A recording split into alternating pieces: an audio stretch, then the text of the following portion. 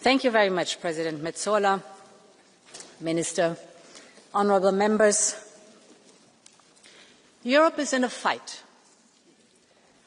for a continent that is whole and at peace, for a free and independent Europe, a fight for our values and our democracies, a fight for our liberty and our ability to determine our destiny for ourselves. Make no mistake, this is a fight for our future. And I thought long and hard about whether to start this State of the Union address with such a stark appraisal. After all, us Europeans are not used to or comfortable with talking in such terms, because our union is fundamentally a peace project. But the truth is that the world of today is unforgiving, and we cannot varnish over the difficulties that Europeans feel every day.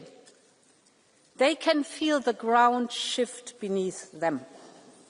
They can feel things getting harder, just as they are working harder. They can feel the impact of the global crisis, of the higher cost of living. They feel the speed of change affecting their lives and their careers. And they worry about the endless spiral of events they see on the news, from the devastating scenes in Gaza to the relentless Russian barrage on Ukraine. We simply cannot wait for this storm to pass. This summer showed us that there is simply no room or no time for nostalgia.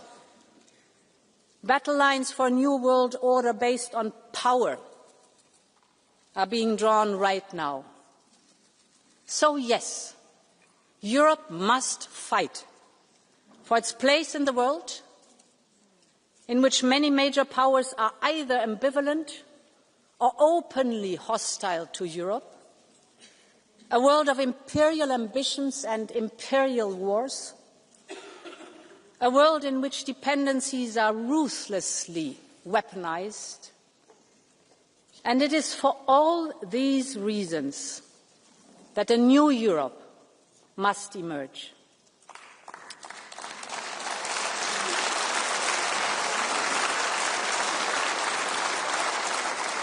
And honourable members, this must be Europe's independence moment.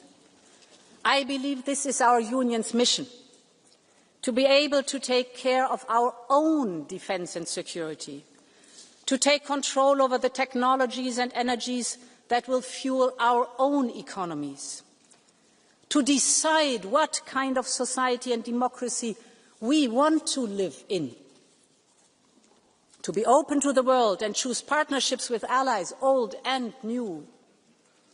Ultimately, it is about having the freedom and the power to determine our own destiny.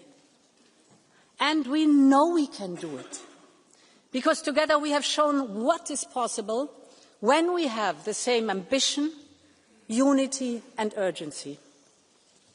I must say I've lost count of the number of times that I was told that Europe could not do this and could not do that, in the pandemic, on the recovery plan, on defence, on supporting Ukraine, on energy security, and the list goes on.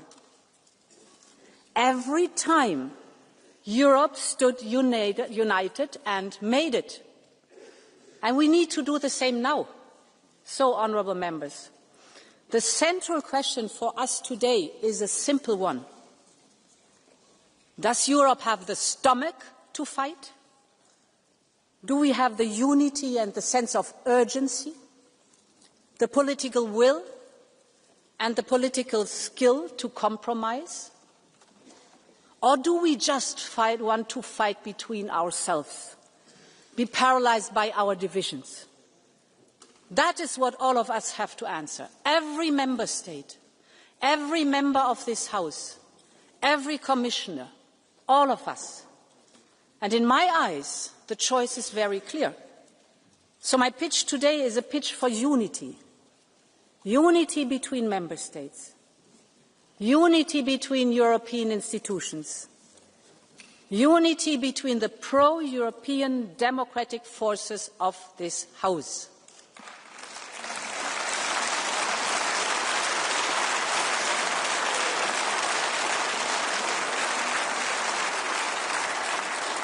I'm here, and the entire college is here, ready to make this happen with you, ready to strengthen the pro-European democratic majority, because it is the only one that can deliver for Europe. Honourable members, freedom and independence are what the people of Ukraine are fighting for every day. People like Sasha and his grandmother. Sasha was only 11 years old when the Russians attacked. He and his mother sought refuge in a basement in their town in Mariupol. One morning they went out to get some food, and that's when all hell broke loose. A rain of Russian bombs on a civilian neighborhood. All became dark and Sasha felt his face burning. He had shrapnel just below his eyes. In a matter of days, Russian soldiers stormed the city. They took Sasha and his mum to what the Russians called a filtration camp. Then Sasha was taken away. They told him he didn't need his mum. He would go to Russia and have another Russian mother, a Russian passport, a Russian name. They sent him to occupied Donetsk. But Sasha did not give up. On a stop on the way, he asked to borrow a stranger's phone. And he called his grandma, Ludmila, who was living in free Ukraine. Baba, just take me home. She didn't hesitate a second. Her friends told her she was crazy to go, but Ludmila moved mountains to get to him. And with the help of the Ukrainian government, she traveled to Poland, to Lithuania, to Latvia, Russia, and finally into occupied Ukraine. She got Sasha back, and through the same long journey brought him to safety. But their hearts are still broken. Every single day they keep fighting to find Sasha's mom, stuck somewhere by Russia's brutal war. I would like to thank Sasha and Ludmila for allowing me to share their story.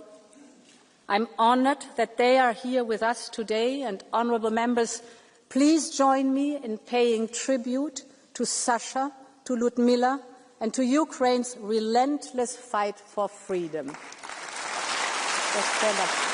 Stand up. Stand up.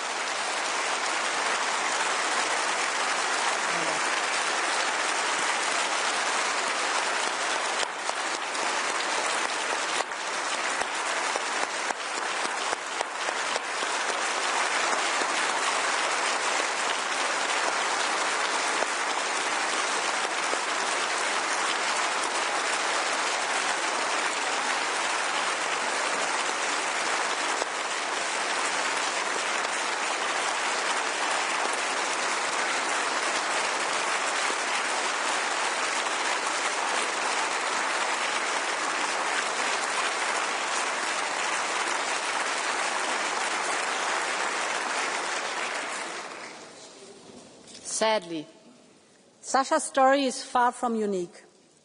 There are tens of thousands more Ukrainian children whose fate is unknown, trapped, threatened, forced to deny their identities. We must do everything in our power to support Ukraine's children. And that is why I can announce that, together with Ukraine and other partners, I will host a summit of the International Coalition for the Return of Ukrainian Children. Every abducted child must be returned.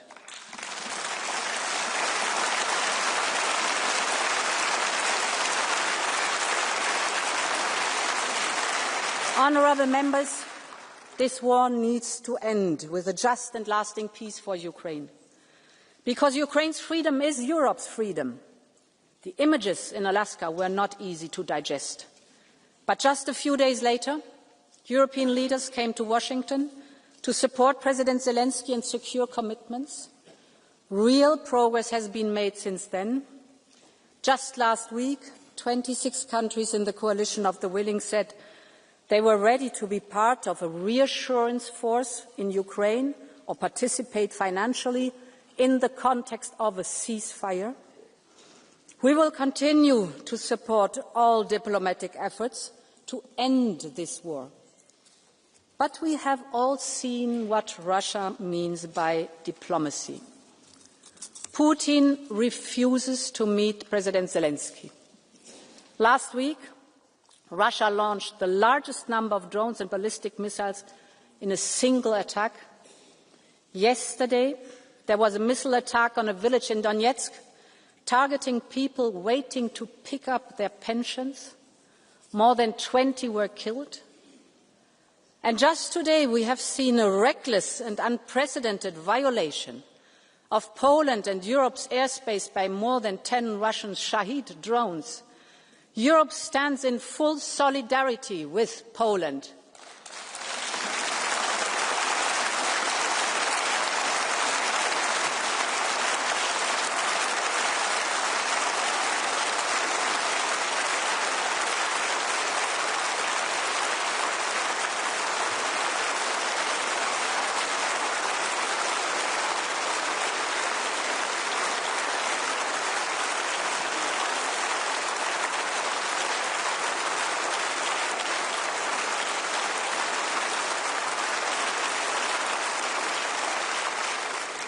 Putin's message is clear, and our response must be clear too.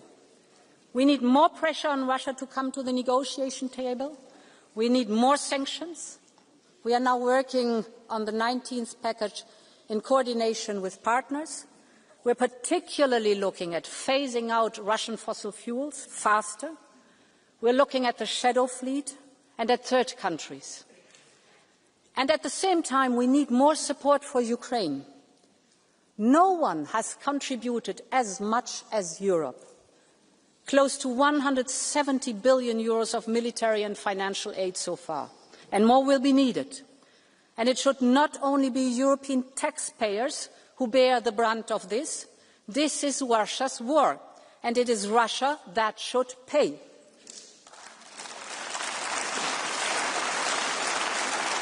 And this is why we need to work urgently on a new solution to finance Ukraine's war response and effort on the basis of the immobilized Russian assets. With the cash balances associated to these Russian assets, we can provide Ukraine with a reparations loan. The assets themselves will not be touched, and the risk will have to be carried collectively.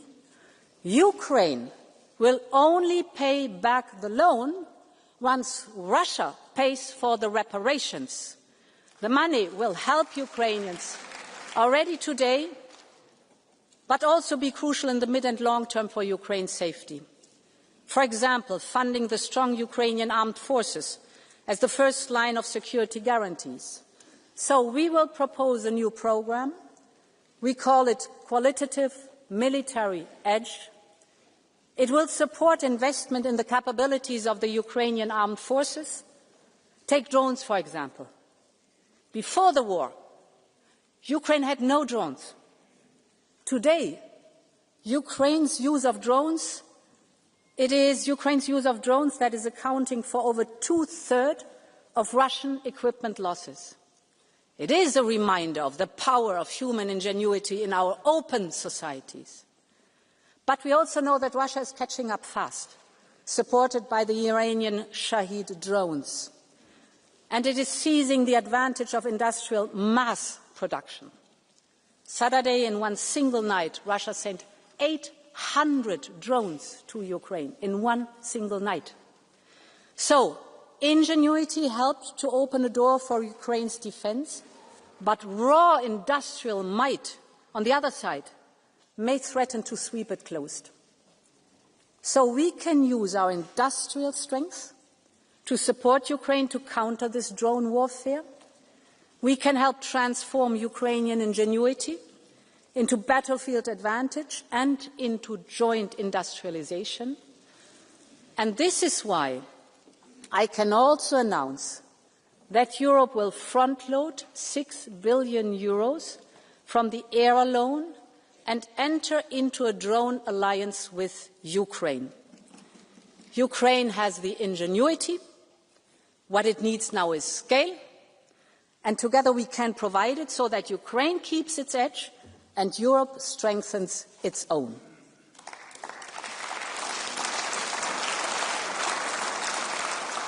Mesdames et Messieurs les députés, l'économie de guerre de Poutine continuera même si la guerre cesse. Cela signifie que l'Europe doit être prête à assumer la responsabilité de sa propre sécurité. Bien sûr, l'OTAN restera toujours essentielle, mais seule une posture de défense européenne forte et crédible peut garantir notre sécurité. Et nous avons accompli des progrès historiques ces dernières années pour bâtir notre Union européenne de la défense. Au début de cette année, nous avons lancé le plan Readiness 2030, qui pourrait mobiliser jusqu'à 800 milliards d'euros d'investissement dans le domaine de la défense. Cela inclut le programme SAFE, désormais prêt à fournir 150 milliards d'euros pour des achats communs. 19 États membres ont déjà soumis une demande. Le programme est complètement souscrit. Ça, c'est une très bonne nouvelle. Nous travaillons aussi à accorder une prime à ceux qui soutiennent l'Ukraine ou achètent du matériel ukrainien. C'est une aide financière d'urgence face à un besoin urgent. La semaine dernière, j'ai pu le constater de mes propres yeux en visitant les États membres en première ligne. Ce sont eux qui connaissent le mieux la menace russe. Et sans aucun doute, le flanc oriental de l'Europe protège toute l'Europe, de la mer Balte à la mer Noire.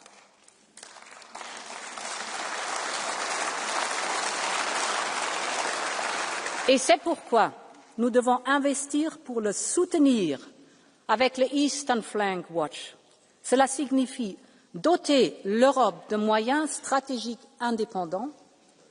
Nous devons investir dans la surveillance spatiale en temps réel afin qu'aucun mouvement de force ne passe inaperçu. Nous devons répondre à l'appel de nos amis baltes et bâtir ce mur de drones. Ce n'est pas une ambition abstraite, c'est le fondement d'une défense crédible. Une capacité européenne développée, déployée et entretenue conjointement, réactive en temps réel, sans aucune ambiguïté sur nos intentions. L'Europe défendra chaque centimètre carré de son territoire, mesdames et messieurs.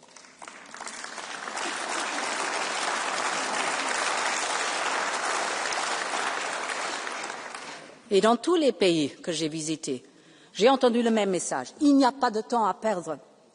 Donc, lors du prochain Conseil européen, nous présenterons une feuille de route claire pour lancer de nouveaux projets communs en matière de défense, fixer des objectifs précis pour 2030 et créer un semestre européen de défense, parce que 2030, c'est demain.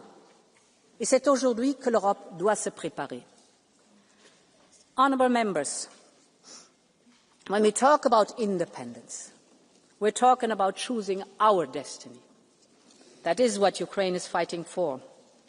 And that is what all Europeans deserve. Because Europe is an idea, the idea of freedom and mutual strength.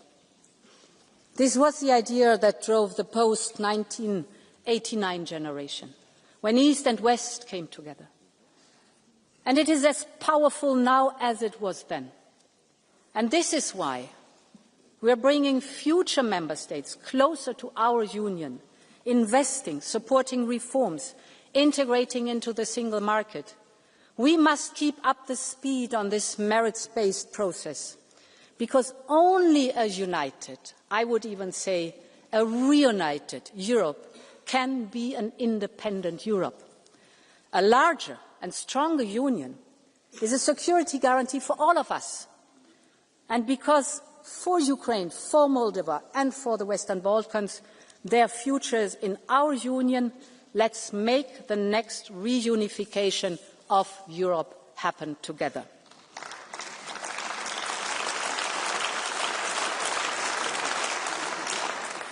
Honourable members, what is happening in Gaza has shaken the conscience of the world. People killed while begging for food, mothers holding lifeless babies. These images are simply catastrophic. So I want to start with a very clear message. Man-made famine can never be a weapon of war. For the sake of the children, for the sake of humanity, this must stop.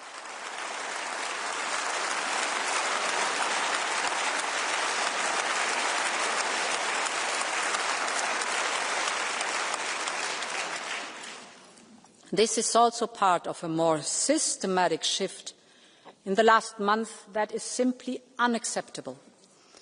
We have seen the financial suffocation of the Palestinian Authority. The plans for settlement project in the so-called E1 era, which would easily cut off the occupied West Bank from East Jerusalem. The actions and statements by the most extremist ministers of the Israeli government, which incite violence.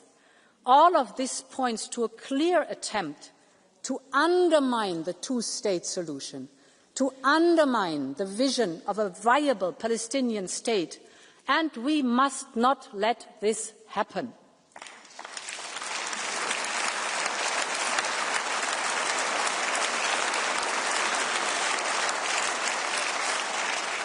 And, honourable member, it truly pains me to say these words, and I know that for many citizens, Europe's inability to agree on a common way forward is equally painful.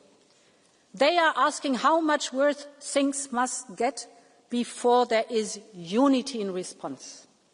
I understand, because what is happening in Gaza is unacceptable, and because Europe must lead the way, just as it has done before. Our financial support and humanitarian aid far outweigh that of any other partner.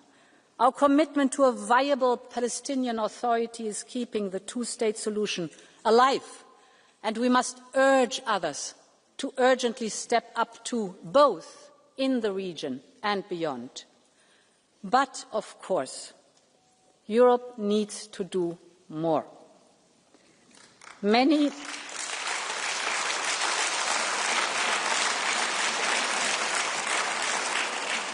member states have moved ahead on their own. On our side, we proposed to suspend parts of our Horizon funding, but this is stuck without a majority.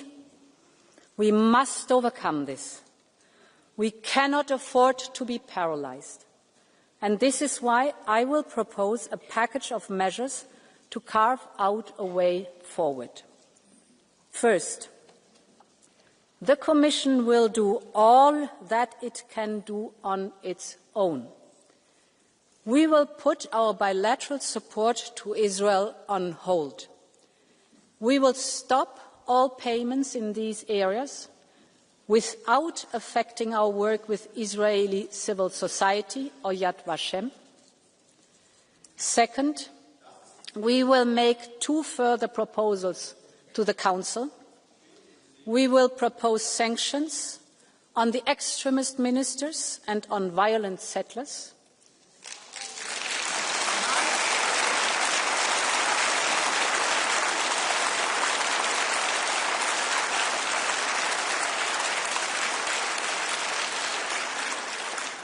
And we will also propose a partial suspension of the association agreement on trade-related matters.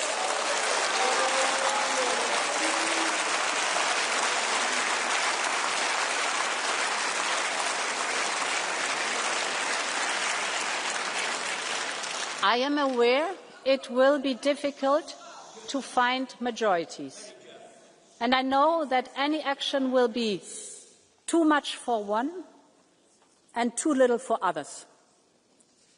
But we must all take our own responsibility: Parliament, Council, Commission. My third point: we will set up a Palestine donor group next month, including a dedicated instrument for Gaza reconstruction.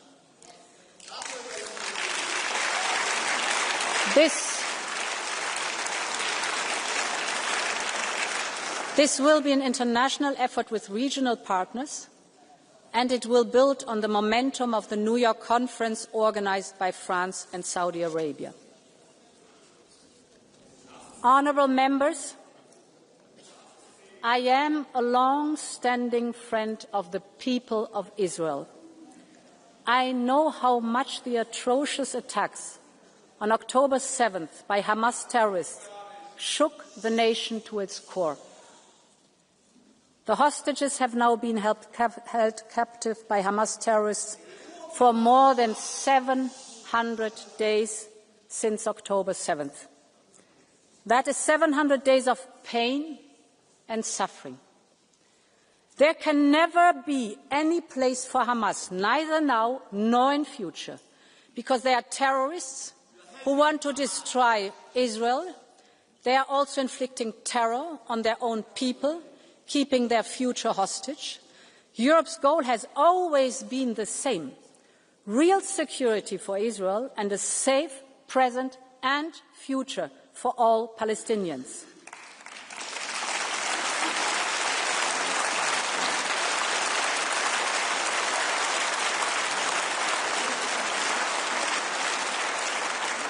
And that means that hostages must be released, that there should be unrestrained access to all humanitarian aid, and that there must be an immediate ceasefire.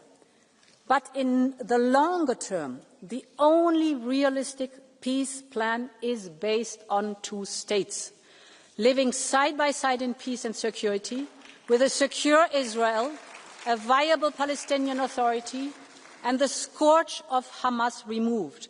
That is what Europe has always stood for, and it is time to come together and help make this happen.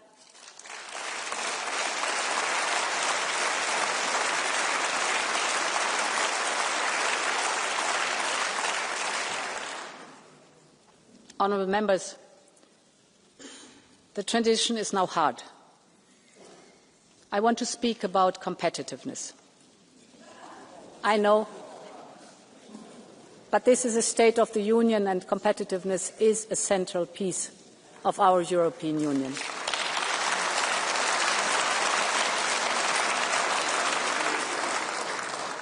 Europe's independence will depend on its ability to compete in today's turbulent times. We have everything it takes to thrive here in Europe, from our single market to our social market economy. But we know the economic and geopolitical headwinds are strong, and I just talked about it. And we have seen how dependency can be used against us. And this is why we will massively invest in digital and clean tech, with more to come in our future competitiveness fund and a doubled horizon, our research and innovation programme. And we are tackling the key bottlenecks identified by the Draghi report. That's from energy to capital, from investment to simplification. We have held strategic dialogues with key industries: cars, chemicals, steel, pharmaceuticals, defence, agriculture. In each sector, the message is the same. To protect jobs, we need to make business in Europe easier.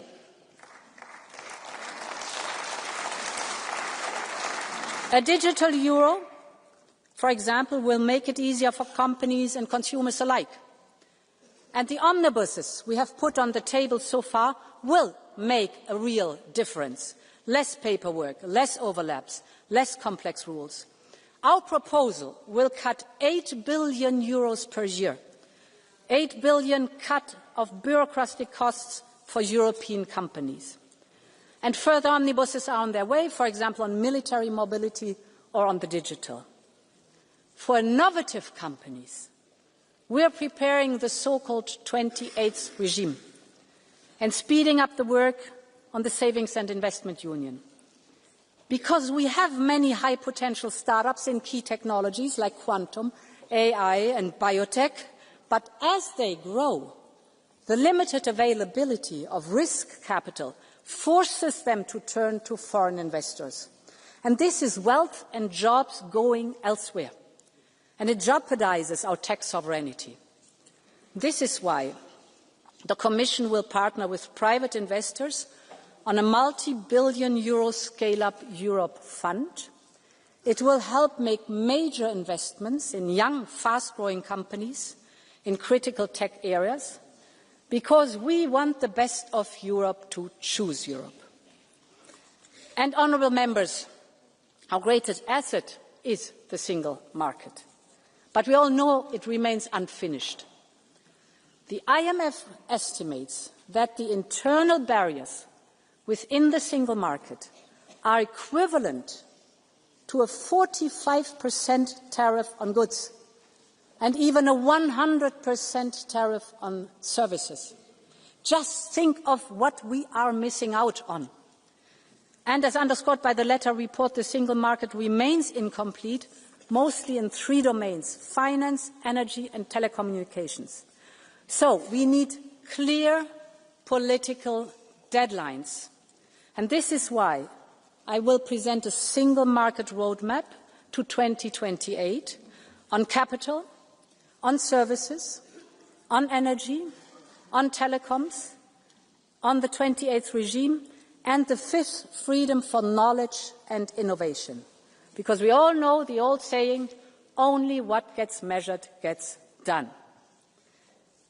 Honourable members, this will also support our investment in the technologies that will fuel our economy, clean and digital. Take artificial intelligence.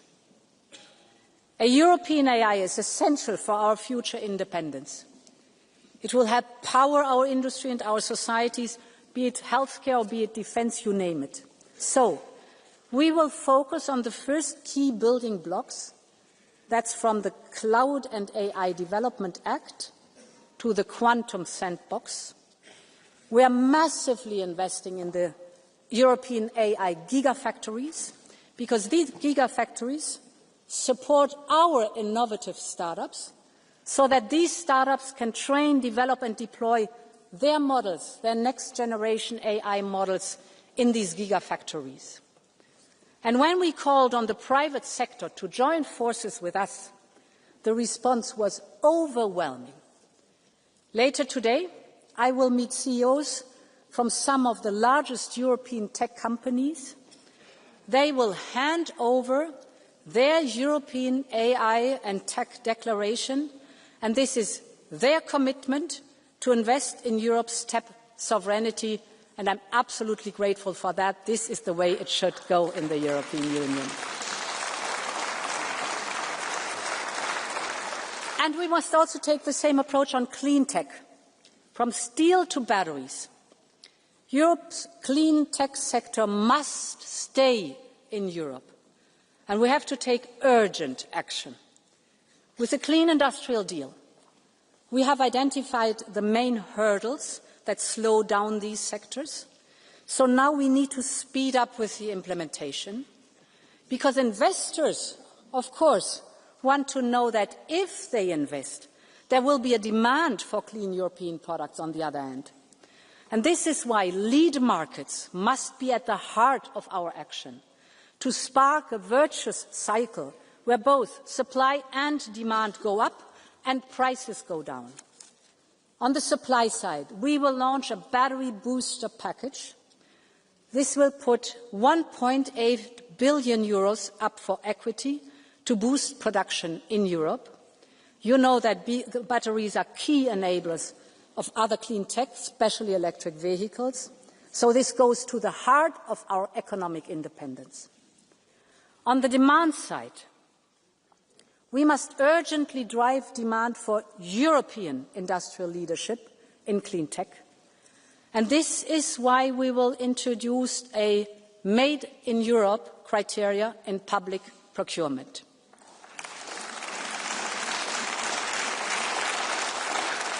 And when we invest in Global Gateway, for example, we set strong incentives for partners to buy European.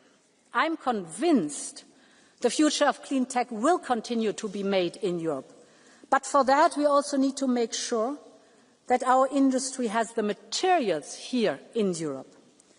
And the only answer here is creating a truly circular economy.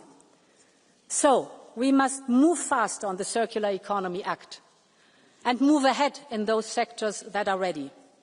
And finally, we need to keep the speed. So the Commission will propose an Industrial Accelerator Act for the key strategic sectors and technologies.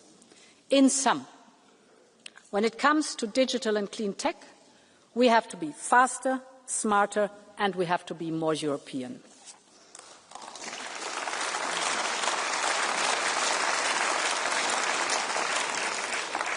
Honourable members, already today, low-carbon sources account for over 70% of our electricity. We are global leaders in clean tech patents, better than the United States, racing with China. When it comes to venture capital for clean tech, we are catching up with the United States and way ahead of China. We're firmly on track to achieve our 2030 targets to cut emissions by at least 55%. This is the power of the European Green Deal, and we must stay the course on our climate and environmental goals. This is a must, honourable members.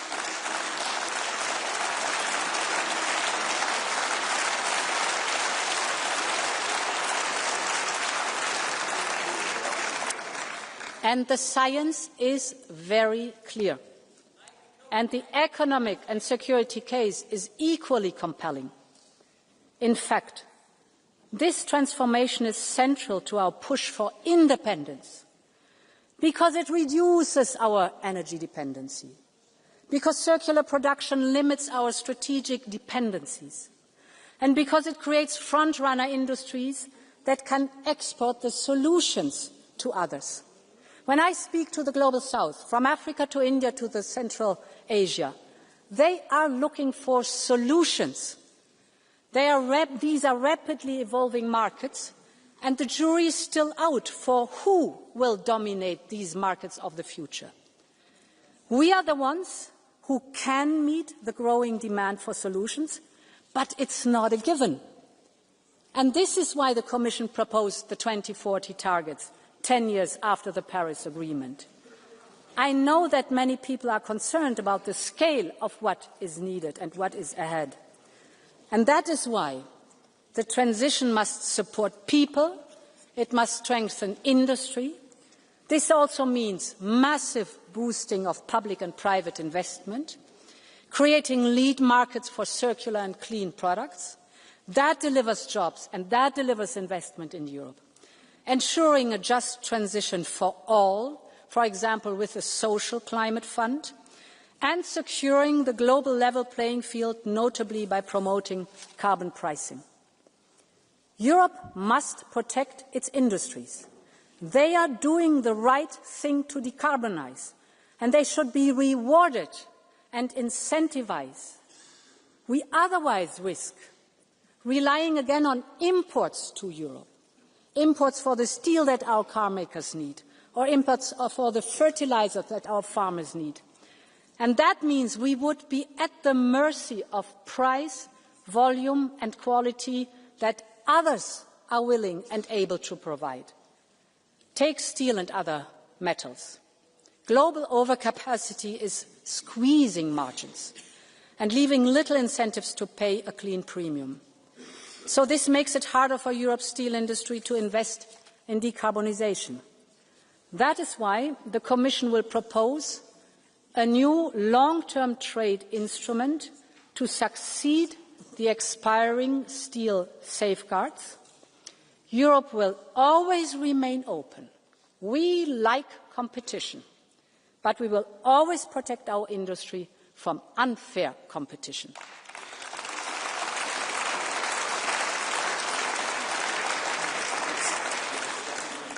Honourable members, when we talk about competitiveness, we talk about jobs. We're talking about people and their livelihood.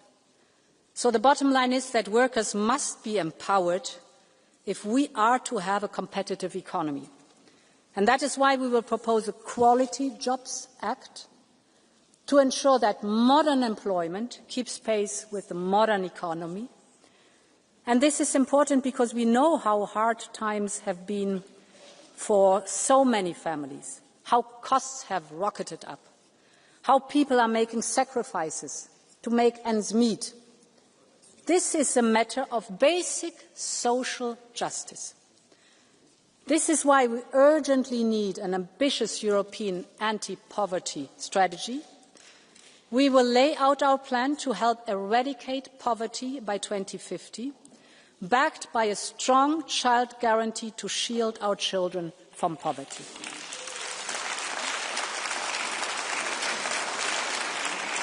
And we will also put forward a series of packages on affordability and the cost of living. Allow me to give you 4 telling examples. The first is energy. When the energy costs rise, it is not just a number on the bill. It is every single part of people's life that is affected. So at the height of the energy crisis in the last years, Europe acted. And thanks to that common effort, we quickly managed to stabilise prices and secure supply. We are now on the path to energy independence. But energy bills are still a real source of anxiety for millions of Europeans, and costs are still structurally too high for industry. We know what drove prices up. That was dependency on Russian fossil fuels. So it's time to get rid of dirty Russian fossil fuels completely.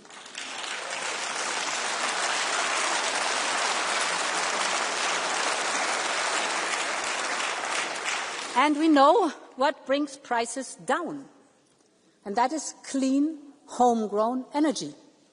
We need to generate more homegrown renewables with nuclear as a base load, but we also need to urgently modernise and invest in our infrastructure and our interconnectors. This is why we will propose a new grids package to strengthen our grid infrastructure and speed up permitting. And to go with that, I'm presenting today a new initiative called Energy Highways. We have identified 8 critical bottlenecks in our energy infrastructure that goes from the Øresund Strait to the Sicilian Canal. We will now work to remove these bottlenecks one by one. We will bring governments and utilities together to address all outstanding issues, because Europeans need affordable energy right now. And honourable members, a home is not just 4 walls and a roof. It is safety. It is warmth. It's a place for family and friends. It is belonging. But for too many Europeans today, home has become a source of anxiety. It can mean debts and uncertainty. The numbers tell a painful truth. House prices are up by more than 20% since 2015. Building permits down by over 20% in 5 years. This is more than a housing crisis. This is a social crisis. It tears Europe's social fabric. It weakens our cohesion, and it also threatens our competitiveness. Nurses, teachers and firemen cannot afford to live where they serve. Students drop out because they cannot pay the rent. Young people delay starting families.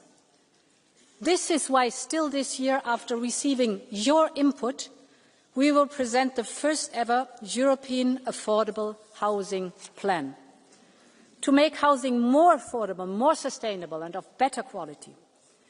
It will be a European effort anchored in local realities. We need a radical overhaul of the way we tackle this issue. We need to revise our state aid rules to enable housing support measures. We need to make it much easier to build new houses and student residences. And we will also propose a legal initiative on short-term rentals to tackle the remaining issues. So we need all of society, all lawmakers, all stakeholders to come together. And in this spirit, we will convene the first European Housing Summit to ensure it is at the top of our agenda. Honourable Member, housing is a dignity. It is about fairness. It is about Europe's future. 8 years ago, the European Pillar of Social Rights made housing a social right in Europe. So it's time to turn this promise now into reality. The third example I would like to highlight is cars. Cars are the pillar of our economy and industry. They are our European pride. Millions of jobs depend on it. Earlier this year, we gave the sector more flexibility to reach their 2025 targets. This is working. And with respect for technology neutrality, we are now preparing the 2035 review.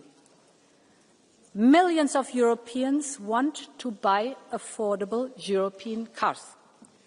So we should invest in small, affordable cars, both for the European market, but also to meet the surge that we see in the global demand.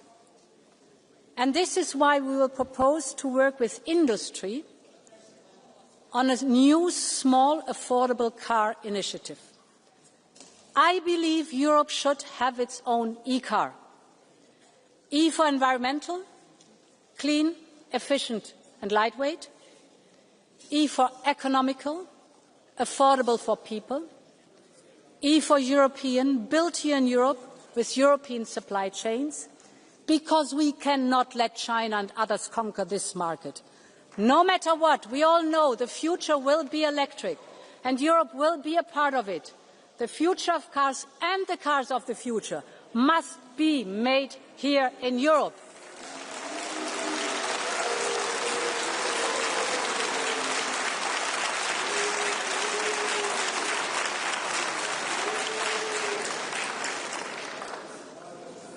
Honourable Member, the final example I want to highlight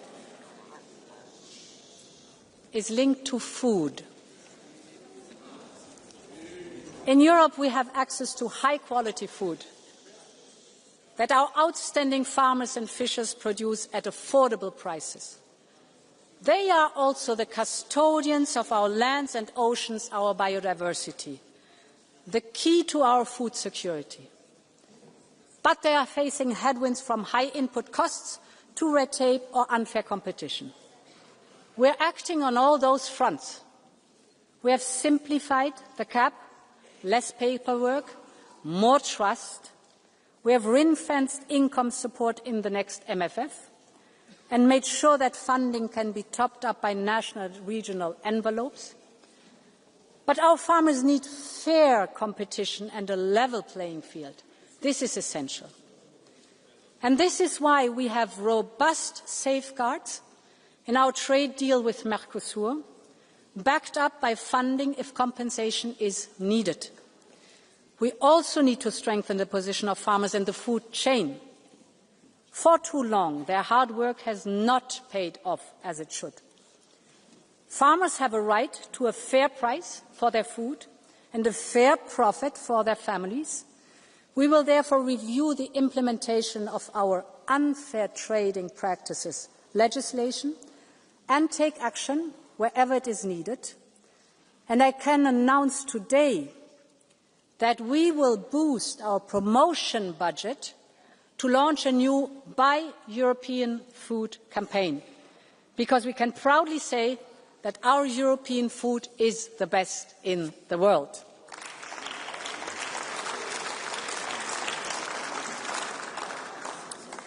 Honourable members, when we talk about competitiveness and independence, we must talk about our relations with the United States.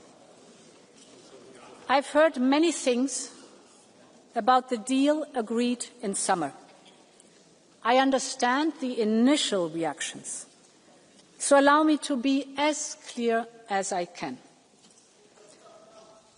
Our trading relationship with the United States is our most important. We export over 500 billion euros worth of goods every year. Millions of jobs depend on it. And as President of the Commission, I will never gamble with people's jobs and livelihoods. This is why we did a deal to keep market access for our industries. And we ensured that Europe got the best possible deal out there. We have put our companies at a relative advantage because some of our direct competitors face much higher tariffs from the US. Yes, their baseline might be lower, but when you account for the exceptions that we secured and the additional rates which others have on top, we have the best agreement without any doubt. But I want also to be crystal clear on one point.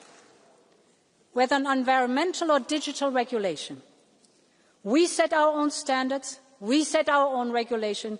Europe will always decide for itself.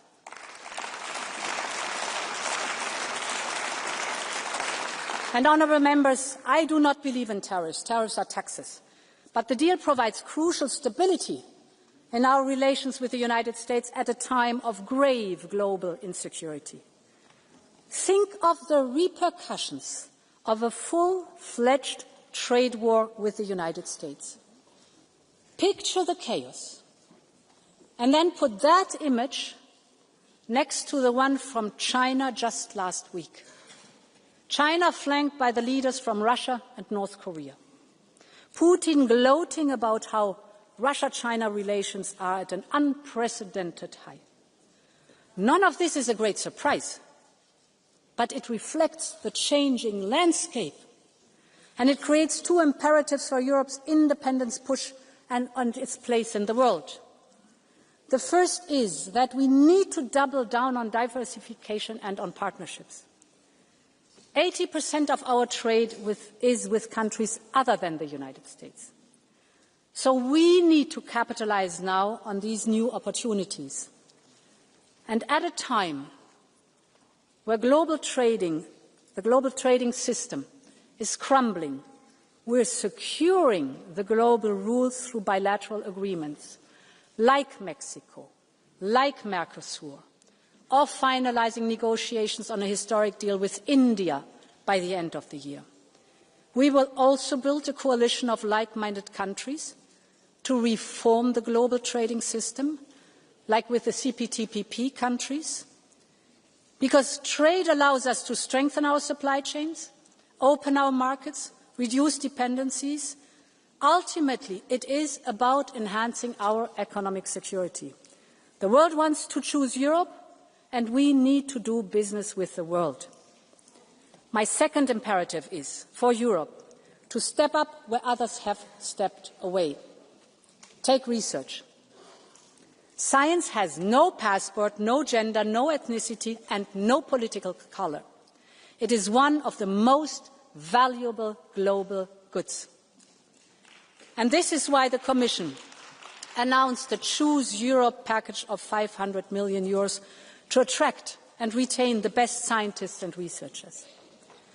And Europe must also take the lead on global health.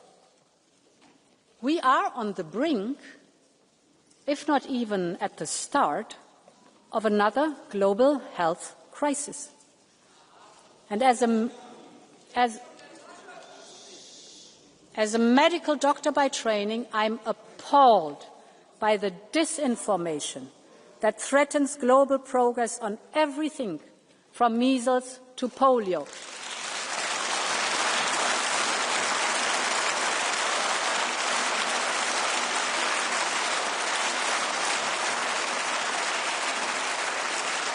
And this is why today I can announce that the European Union will head a new global health resilience initiative, because the world is looking to Europe and Europe is ready to lead.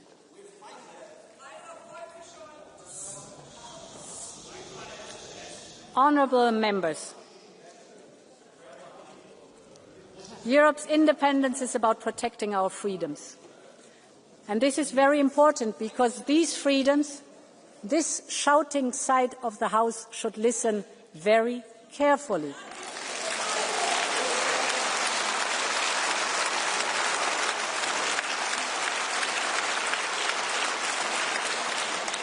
Listen very carefully. Can you please stop? Can you please stop? Please. Listen very carefully about the freedoms, the freedom to decide, the freedom to speak out, to move around the whole continent, the freedom to vote, to love, to pray, to live in a union of equality. Our democracy and the rule of law are the guarantors of those freedoms.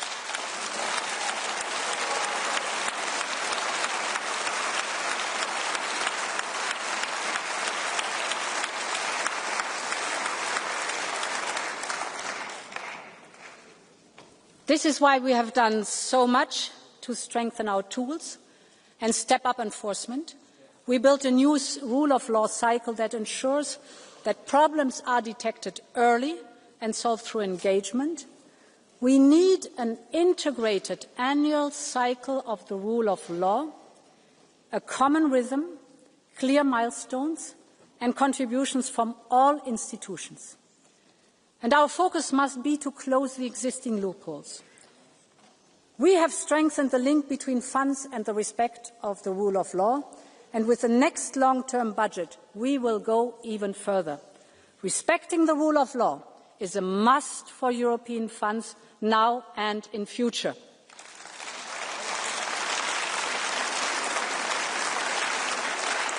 And honourable members, the rise in information manipulation and disinformation, as we hear, is dividing our societies. It is not only eroding trust in the truth, but also in democracy itself. This is why we urgently need the European Democracy Shield. We need more capacity to monitor and detect information manipulation and disinformation. So we will set up a new European Centre for Democratic Resilience. This will bring together the expertise and capacity of member states and neighbouring countries. You obviously are fearing this new centre.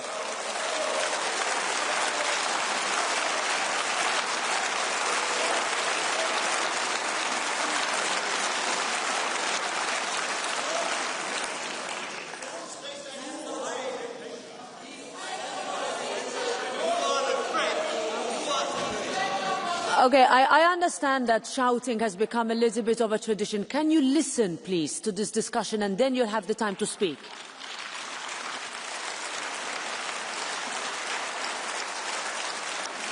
In some communities across Europe, traditional media are struggling. In many rural areas, the days of going out for local paper is a nostalgic memory.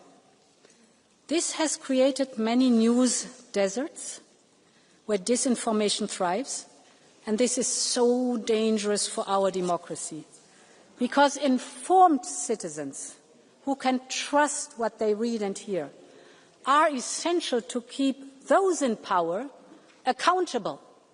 And when independent media is dismantled or neutralised, our ability to monitor corruption and preserve democracy is severely weakened. This is why the first step Listen careful. This is why the first step in an autocrat's playbook is always to capture independent media, because this enables backsliding and corruption to happen in the dark. So we need to do more to protect our media and our independent press. And this is why we will launch a new media resilience programme. And this media resilience programme will support independent journalism and media literacy, but we also need to invest to address some of the root causes of this threat. This is why in the next budget we have proposed to significantly boost funding for media. We also need to enable private equity. We will therefore use our tools to support independent and local media. A free press is the backbone of any democracy, and we will support Europe's press to remain free despite your shouting.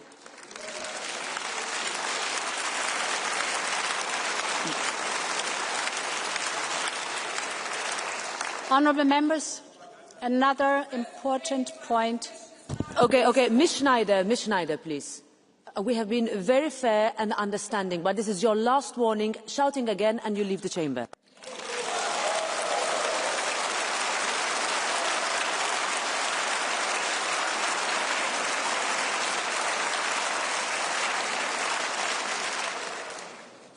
Let's have a look at social media.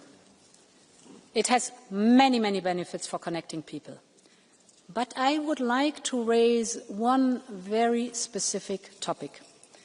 And this is the effects of giving our children unfettered access to social media. As a mother of 7 and a grandmother of 4, I feel the anxiety of parents who are doing their best to keep their children safe. These parents worry that when their children pick up a phone, they could be exposed to the wide-ranging dangers simply with a scroll. Online bullying, adult content, promoting self-harm, and algorithms that prey on children's vulnerabilities with the explicit purpose of creating addictions. Too often, mums and dads feel powerless and helpless, that they are drowning against the tsunami of big tech flooding their family homes. I strongly believe that parents, not algorithms, should be raising our children. And their voice must be heard. This is why today I'm here to tell you that I'm listening. Just as in my days, we as a society taught our children that they could not smoke, drink, or watch adult content until a certain age. I believe it is time we consider doing the same for social media. Our friends in Australia are pioneering a social media restriction. I'm watching the implementation of their policy closely to see what next steps we can take here in Europe. I will commission a panel of experts to advise me by the end of this year on the best approach for Europe. We will approach this carefully and listen to everyone. And in all of this work, we will be guided by the need to empower parents and to build a safer Europe for our children. Because when it comes to kids' safety online, Europe believes in parents and not in profits.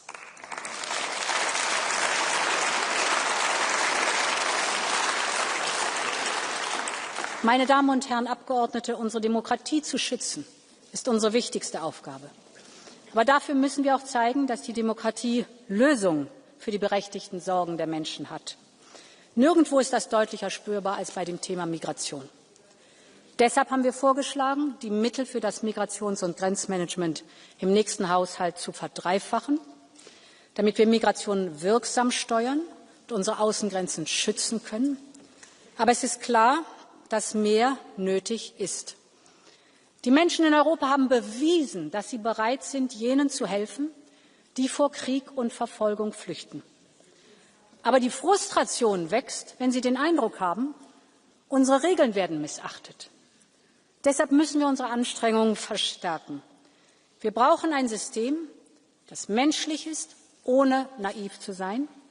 Wir müssen mit der Rückkehr abgelehnter Asylbewerber in ihre Heimatländer ernst machen. Es kann doch nicht sein, dass nur 20% derjenigen, die nicht bleiben dürfen, Europa tatsächlich verlassen. Wir brauchen daher eine schnelle Übereinkunft beim gemeinsamen europäischen Rückkehrsystem. Wir dürfen keine Zeit mehr verlieren. Und wir müssen auch sicherstellen, dass wir den Migrations- und Asylpakt voll und ganz umsetzen, sobald er in Kraft ist. Er ist streng, aber fair. Und er wird nur funktionieren, wenn alle ihren Anteil leisten. Mitgliedstaaten aus Nord wie Süd, aus Ost wie West.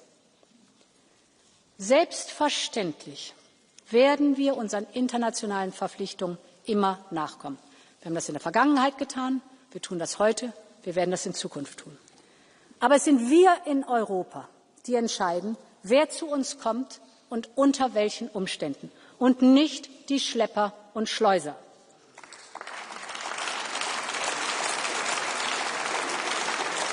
Die Schlepper und Schleuser machen Millionen und Abermillionen mit ihren zynischen, falschen und oft fatalen Versprechen. Deshalb müssen wir ihr Geschäftsmodell zerstören. Die Zahlen gehen zwar insgesamt zurück, aber immer noch versuchen zu viele Schleuser und Schlepper, illegal die Menschen über die Grenzen zu bringen, und oft sterben die Menschen auf dem Weg. Wir müssen mit Social-Media-Plattformen zusammenarbeiten, um die Online-Planung, Online-Werbung für Schleuseroperationen zu beenden. Wir müssen enger mit den Fluggesellschaften kooperieren, gerade auf problematischen Routen wie denen nach Belarus. Und nur wenn wir der Spur des Geldes folgen, können wir die kriminellen Netzwerke aufspüren und ihre Finanzquellen austrocknen. Und wir brauchen ein neues Sanktionsregime, das Schleuser und Menschenhändler ins Visier nimmt, um ihre Vermögenswerte einzufrieren, um ihre Bewegungsmöglichkeiten einzuschränken, um ihre Gewinne zu kappen. Menschenschmuggel ist ein grausames und verbrecherisches Geschäft, und kein Schlepper, kein Schleuser darf in Europa ungestraft davonkommen.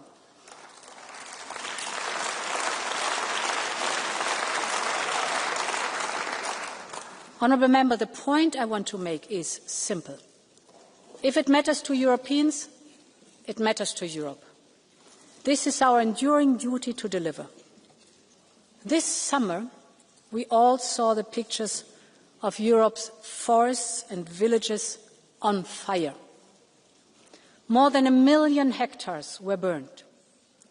An area around a third of the size of Belgium. The scale of the damage is enormous. And we know it is not a one-off. Climate change is making each summer hotter, harsher, and more dangerous. And this is why we have to radically step up our efforts into climate resilience and adaptations and nature-based solutions. But we must also give ourselves the tools to respond.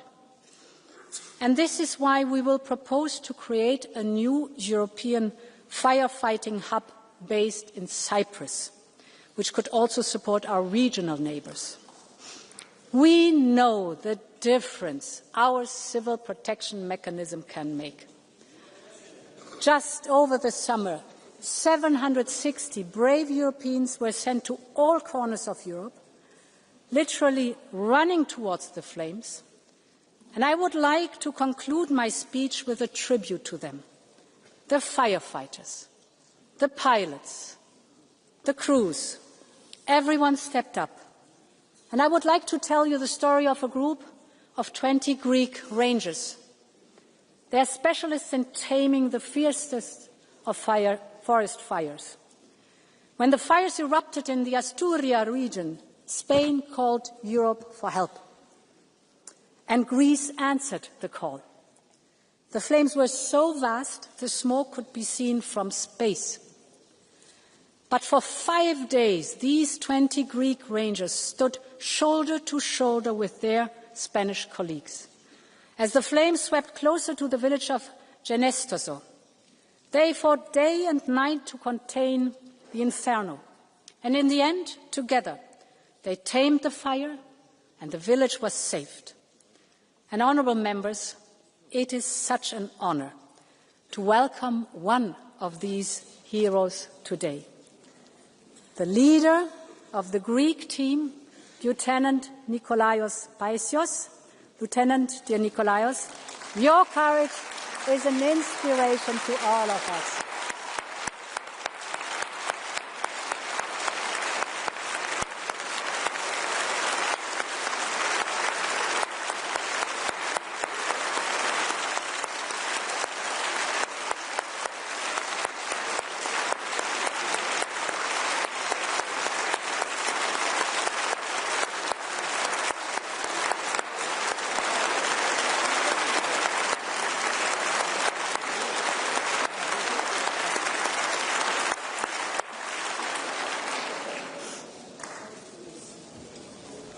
Honourable members, this is Europe as one community. This is the Europe that I love and that you love, we all love. This is the Europe that we must protect at all costs, and we must do that together. I want to work with this House and with all pro-European democratic forces to deliver for Europe. I'm working on legislative packages to empower this pro-European majority. And I'm so delighted, dear Roberta, that we have managed to renew the framework agreement between the Commission and the Parliament. This will only strengthen our cooperation. And it will be an enabler for us to work on the real reforms that are needed. Because I support the right of initiative of the European Parliament. And I believe that we need to move. I believe that we need to move to qualified majorities in some areas, for example, in foreign policy.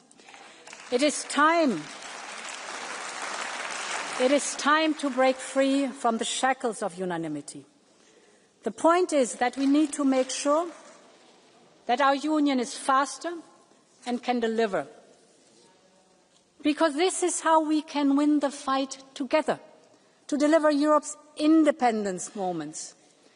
And let's remember that we have always had to fight for our freedoms, for the generation that fought hard and hand in hand across our continent, to the underground press that kept the flame of freedom alive across Central and Eastern Europe during the Cold War, or the forest brothers in the Baltics who resisted Soviet oppression at every turn. This struggle, this fight, is deeply ingrained in who we are as Europeans. 80 years ago, our continent was hell on earth. 40 years ago, our continent was divided by a wall. But on each occasion, Europeans decided to fight for a better future, to make itself whole and to make the whole strong. And that is what I will strive for every single day with you, honourable members. Long live Europe. Thank you so much.